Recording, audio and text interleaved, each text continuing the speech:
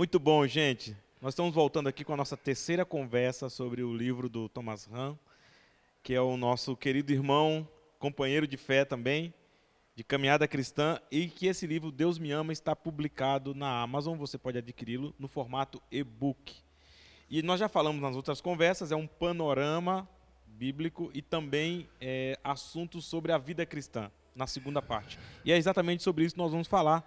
O Thomas está aqui conosco e nós vamos continuar a nossa conversa falando sobre essa parte B que trata mais, vamos dizer assim, de uma forma mais prática, né? São questões práticas da vida cristã ou do discipulado cristão, como você entender. E eu queria fazer uma pergunta para o Thomas sobre isso, que eu achei muito interessante, que nós temos uma palavrinha muito pequena, muito falada e talvez pouco compreendida, que é fé.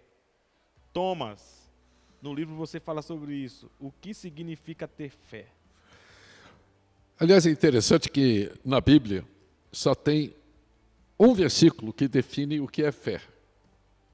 Todo mundo pergunta, e eu imagino que ao longo do tempo, quando os discípulos estavam andando com Jesus, eles ficassem coçando a cabeça e perguntando, mas o que será que é fé mesmo, né? Bom, eu vou começar dizendo uma coisa que talvez choque vocês, mas é o seguinte, eu não preciso ter fé para crer em Jesus Cristo, porque ele já viveu, ele foi visto, tudo que ele fez está registrado, que ele morreu foi registrado, que ele ressuscitou está registrado, quer dizer, se fosse um BO na polícia, seria com testemunhas que vão daqui até o Amazonas e voltam, quer dizer, tudo isso nós sabemos. Fé é você confiar nas promessas. É confiar na pessoa que fez as promessas e nas promessas que essa pessoa fez. Isso é que é fé. Ora,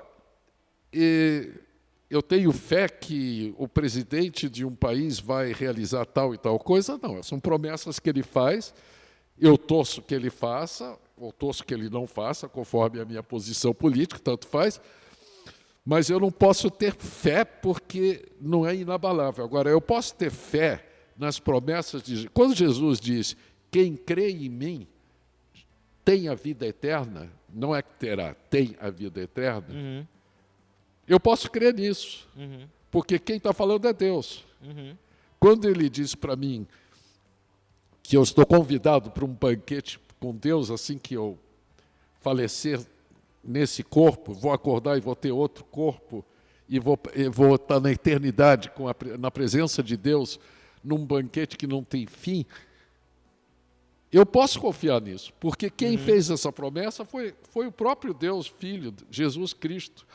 E todas as promessas passadas foram cumpridas. Ou seja, a fé não é eu confiar na minha própria confiança, né? Na minha capacidade de confiar. Não, absolutamente não. Porque a gente pode confundir isso, e o Thomas trabalha isso muito bem no seu livro. Uma outra coisa, Thomas, que é interessante no seu livro, e que eu acho que o pessoal vai gostar muito, é que a segunda parte, o título é Sou Cristão e Agora, né? Exatamente. Sou cristão e agora? Bom, sou cristão, creio em Jesus Cristo, entendo que a Bíblia é a palavra de Deus, mas como é que eu vivo a partir dessa nova realidade ou dessa realidade?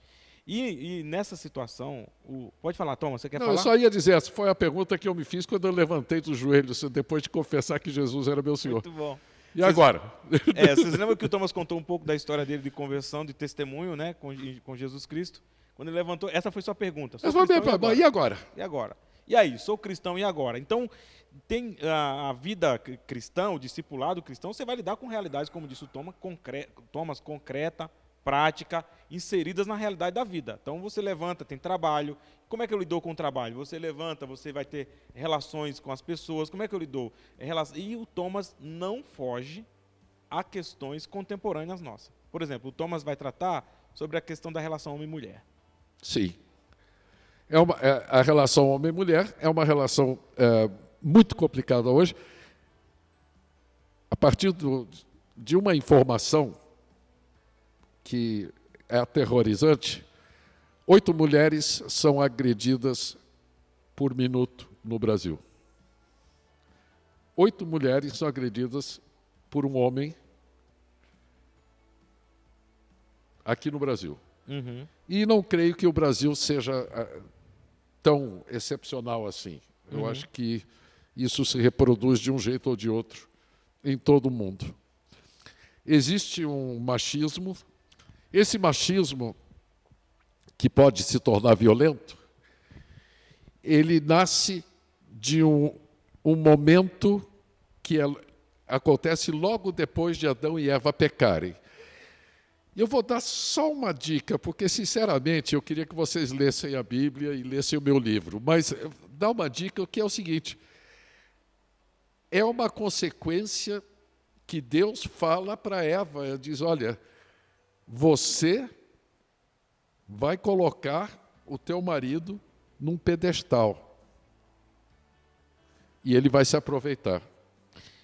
Bom, e isso aí desencadeia. Isso, E o cristão tem relação direta com essas questões, porque estão presentes na vida. Como você muito bem disse, as coisas da fé são concretas. A nossa vida cristã, ela se desenvolve aqui e agora. Claro, na esperança e na expectativa de lá, mas aqui e agora. Uma outra questão, Thomas, para nós finalizarmos esse nosso momento aqui, é sobre a questão do sou cristão e agora? Quando nós pensamos no cristão com relação à sua missão, a missão que Deus deu ao cristão. a missão que... Bom, primeiro eu queria dizer o seguinte, antes de entrar bem nessa, responder bem a essa pergunta. E o que eu queria dizer é o seguinte, todo esse livro foi escrito com uma visão que eu não sei se você concorda comigo, mas... Eu sempre concordo com você, Thomas. E faz bem, porque eu sou bem mais velho e tal. E você tem que ser bondoso com os anciãos, né? Com os idosos. Tem que tratar bem os anciãos. É chato, não? Mas É aguenta. um privilégio. Seguinte, nós não somos cristãos para tirarmos PhD em teologia. É porque também tem uma questão, Thomas, e para o pessoal do livro, o que você vai acompanhar no livro, você vai ver isso. Nós temos uma forma errada de pensar, que é o seguinte: se nós compreendermos bem, categoricamente bem, sistematicamente bem, nós seremos bons cristãos. Será que é isso? Pois é, eu tinha um amigo que dizia, quando eu souber tudo o que você sabe, eu não sabia nada, só que ele sabia menos ainda. Mas...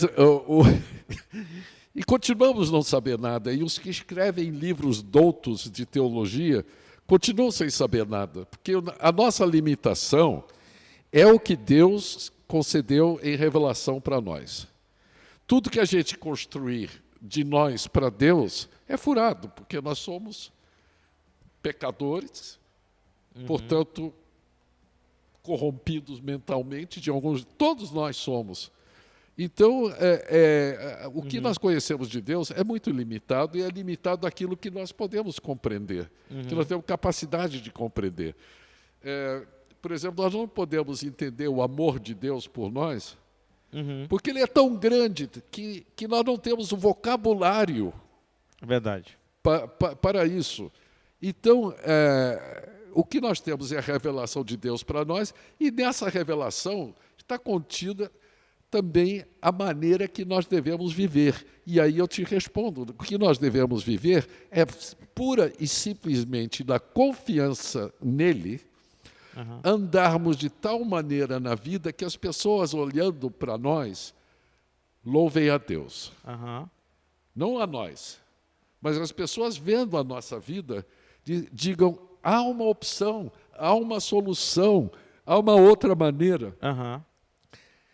E, no meu caso, por exemplo, eu espero que as pessoas olhando para mim digam algo assim,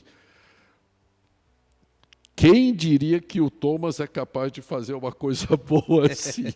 Só Deus.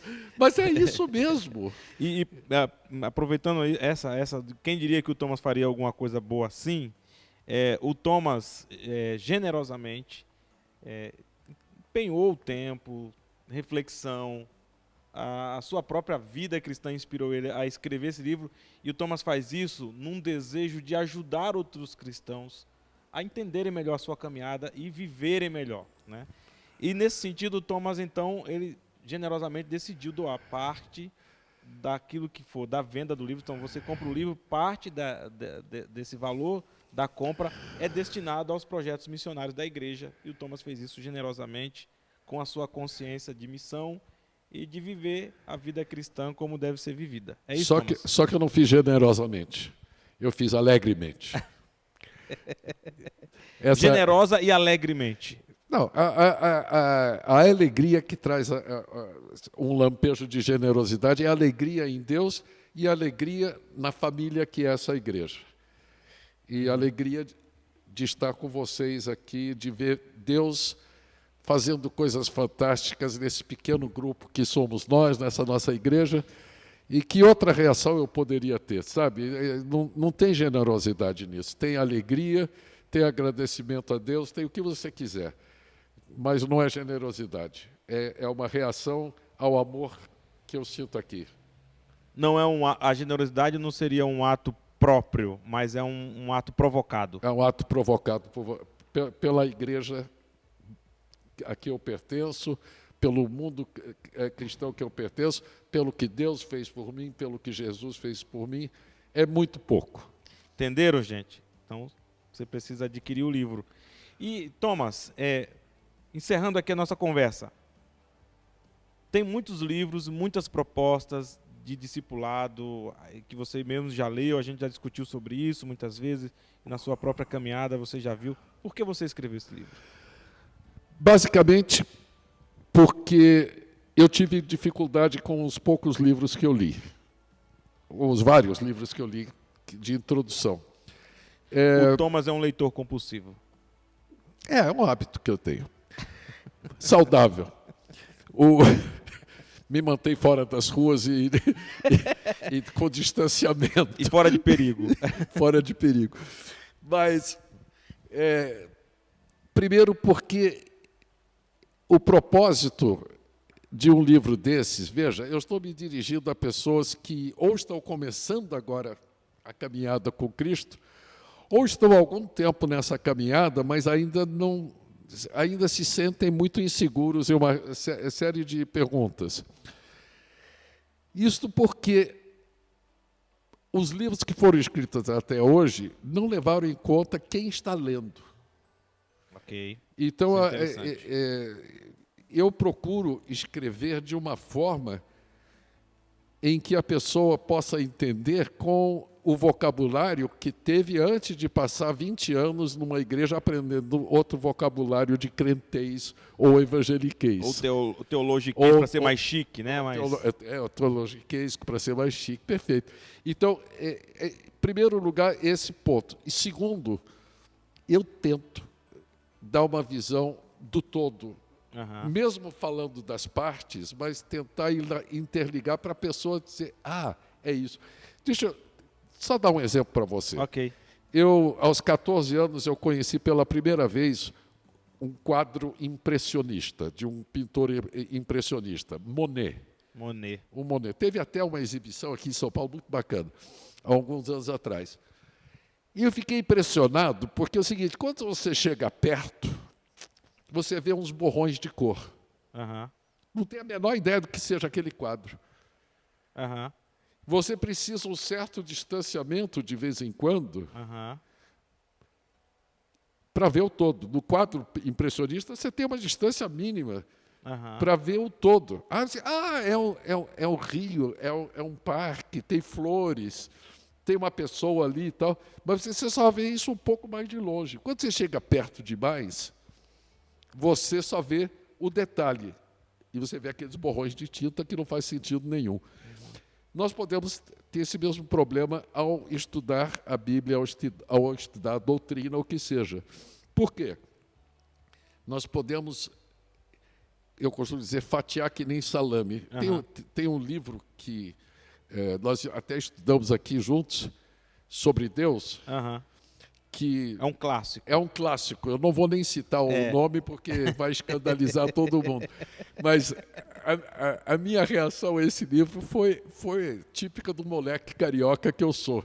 Que é, meu Deus, fatiaram Deus que nem salame. Tá certo?